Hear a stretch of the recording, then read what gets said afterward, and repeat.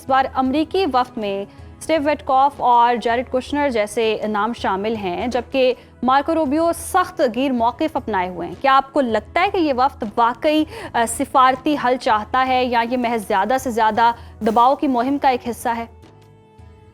ये बिल्कुल दबाव की मुहिम का हिस्सा है। ये जो ट्विन है रियल एस्टेट टाइकून, दोनों एक ट्रंप का दामाद और दूसरे उनके दोस्त, ये ना तो सीजन डिप्लोमेट हैं, ये बस पता नहीं ये क्या करते फिर रहे हैं। लेकिन अगर इनको एक तरफ रख के देखा जाए तो मसला यही है कि अमेरिका ईरान को की रजीम को चेंज करना चाहता है, वहाँ के रिसोर्सेज को प्लंडर करना चाहता है, मगर लंबी वॉर ऑफ अट्रिशन का हिस्सा नहीं बनना चाहता। तो ईरान ने उसके लिए ये सूरत हाल पैदा कर दी है कि अगर ये आपने मकासद हासिल करने हैं तो लंबी जंग में तो जाना पड़ेगा, जिसमें रिसेंटली उन्होंने $500 बिलियन का मुआहदा जो है वो रशिया से और किया है। एक तो रशिया की जो है वो हेल्प आ ही रही है, तो ये उन्होंने कुछ और मिसाइल जो हैं खरीदे हैं और एक इकोसिस्टम जो है वो रेडार सिस्टम का जो कि पोर्टेबल है, कंधे पे रखा जा सकता है, वो उन्होंने खरीदा है। ये रॉयटर ने ये खबर जो है वो लीक की है, उन्होंने कहा है हमारे रिसोर्सेज ने हमें बताया है।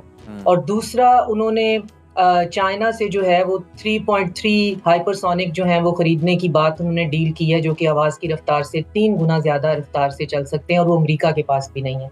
तो ये 2 पॉइंट जो है, वैसे तो वो बहुत कुछ खरीद रहे हैं। तो ये बताने का मकसद ये है कि इवन पेंटागन में जनरल केन तक ने कहा है कि इस जंग का हिस्सा अगर आपने बनना है तो ये शौक और औ की तरह आप यहाँ से किसी को दूध में मक्खी की तरह नहीं निकाल सकेंगे। आपको इसके अंदर जो है ईरान के अंदर जाना पड़ेगा और बड़ी मुश्किल टेरेन है।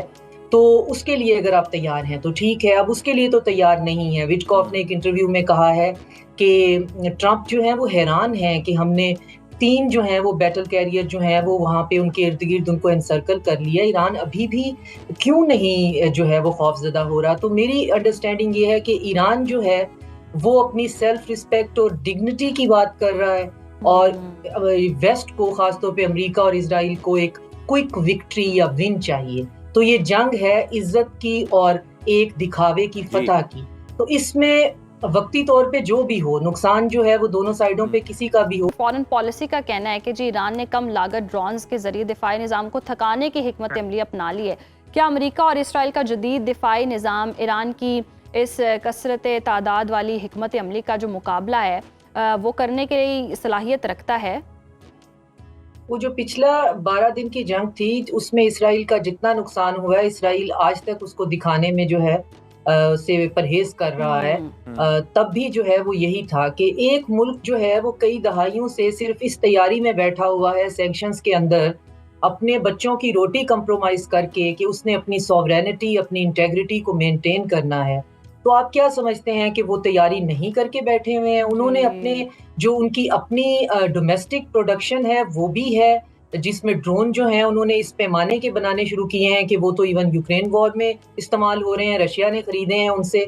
तो उसके साथ साथ अब वो जो असलहा खरीद रहे हैं रशिया और चाइना से, और जो चाइना से बेदू टेक्नोलॉजी खरीद रहे हैं, और जो अब वो एक वॉर ऑफ अट्रिशन की पूरी तैयारी करके बैठ गए हैं। और उससे भी बड़ी बात आप देखें कि आयतुल्लाह खामेनी ने ओपनली ऐलान कर दिया है कि अगर मैं टारगेट हूं तो तुम लोग ये समझ लो कि मुझे रास्ते से हटाने से हमारा मुल्क जो है वो तुम लोग नहीं हड़प सकोगे। उन्होंने अली लारीजानी जो उनके मुशीर हैं उनको अपना जानशीन भी मुकर्रर कर दिया और तमाम किस्म की मुशावरत जो है वो उनके साथ हो रही है। और किसी ने उन्हें कहा है कि ट्रंप से आप मिलना चाहते हैं, तो उन्होंने कहा नहीं, मैं ऐसे लोगों से बिल्कुल मिलना जो है अपनी तौहीन समझता हूँ, ये इस काबिल ही नहीं होते ये।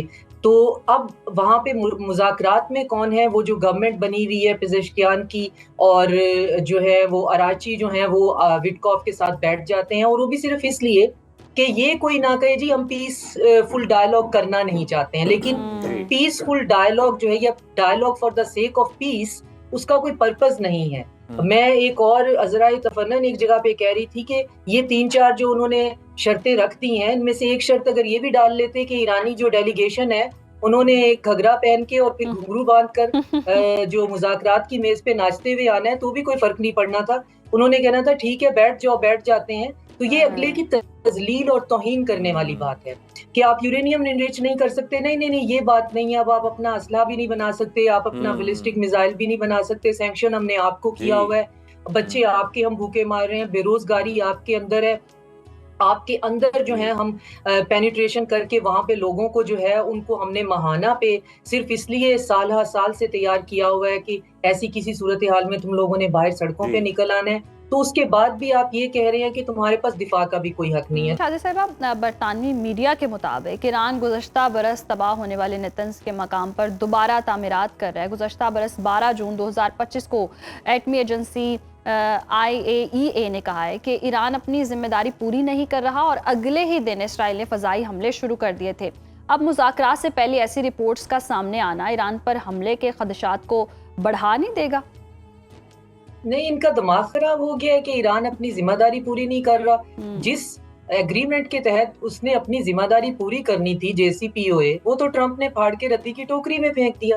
اور اب جب وہ درمیان میں کوئی معاہدہ ہی نہیں ہے کہ کوئی نیوکلیئر کی ٹریٹی ہی نہیں ہے دونوں کے درمیان, جو اوباما نے کروائی اس کو ٹرمپ نے پھاڑ کے پھینک دیا اسرائیل کے کہنے پہ, کیونکہ جب تک یہ ٹریٹی موجود رہے گی وہاں پہ انسپیکٹر موجود رہیں گے, ان کا پیسفل پروگرام جو ہے ہم باقاعدہ وہاں پہ دیکھ رہے ہیں, تو ہمیں کوئی پریمبل یا پریٹینس چاہیے ان پہ اٹیک کرنے کا.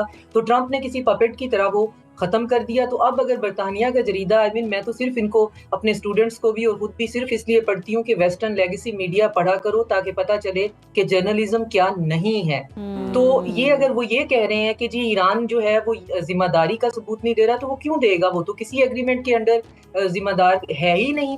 اور پھر اس فیودور اور نیتانز کی اگر آپ بات کر رہے ہیں, وہ تو ٹرمپ نے جیسے عبداللہ صاحب فرما رہے ہیں وہ تو اوبلیٹریٹ کر دیے تھے.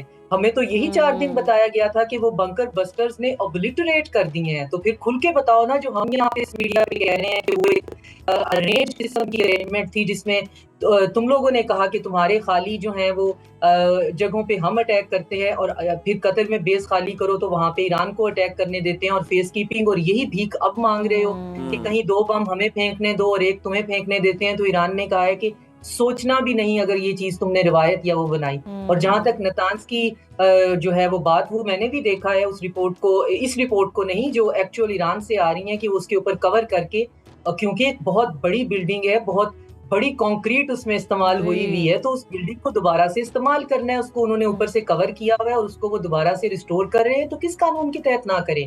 یہ کون لوگ ہیں؟ یہ ایپسٹین آئی لینڈ کے باشندے, یہ کس قانون کی بات کرتے ہیں؟ ان کا کیا قانون ہے؟ یہ دوسروں کو کیا بتاتے ہیں؟ یہ ان کے پاس کیا اتھارٹی ہے لوگوں کو یہ بتانے کی کہ یہ ڈوز اور ڈونٹ کی لسٹ بنا کر یہ بتاتے پھریں کہ یہ ٹھیک ہے اور یہ غلط ہے؟ یہ آئینے میں جا کر اپنا منہ کیوں نہیں دیکھتے؟ ہم دیکھتے ہیں ثالثی کا کردار بھی بہت ادا کیا جاتا ہے. مذاکرات کی بات ہو رہی ہے, کشیدگی ختم کرانے کی بات ہو رہی ہے. عمان ایک طویل عرصے سے ثالث کا کردار ادا کرے, لیکن اس بار کشیدگی کا گراف بہت اونچا ہے. کیا عمان کے پاس اب بھی وہ اثر و رسوخ باقی ہے کہ وہ ٹرمپ کی جنگی دھمکیوں اور ایران کے نظریاتی رد عمل کے درمیان پل بن سکے؟ دیکھیں, اس میں عمان جو ہے وہ, اور یا قطر کی ہم بات کریں تو یہ اچھے ممالک ہیں, جگہ پرووائڈ کرتے ہیں, سیکیورٹی پرووائڈ کرتے ہیں, اور وہاں پہ لوگ بیٹھ کر, ہر طرح کے لوگ, یہ کسی کو کوئی نیم ٹیگ نہیں کرتے وہاں, جو بیٹھ کر بات کرنا چاہتا ہے. تو ان کا اتنا ہی رول ہے.